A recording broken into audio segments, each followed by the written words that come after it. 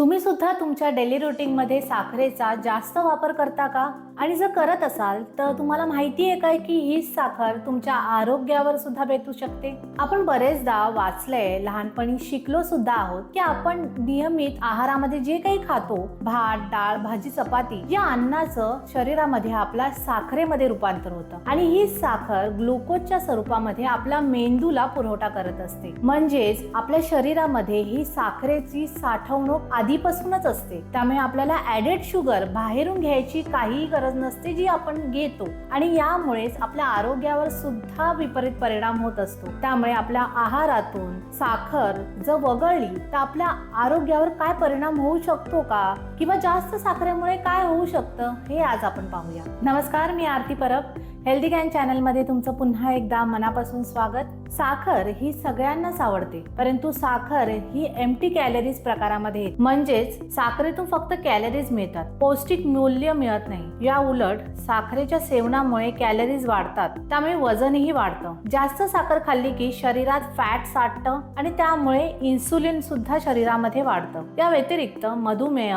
हृदयविकाराचा झटका येण्याचा धोका सुद्धा यामुळे वाढू शकतो. आपल्या मेंदूला साखरेची गरज सतत असते. साखर बंद केली तर मेंदू व्यवस्थित काम करेल का, असा प्रश्न देखील अनेकांना पडतो. पण जेव्हा तुम्ही साखर कमी करता तेव्हा पोटात चांगले बॅक्टेरिया तयार होऊ लागतात आणि याचा थेट फायदा तुमच्या संपूर्ण पचन संस्थेला होतो.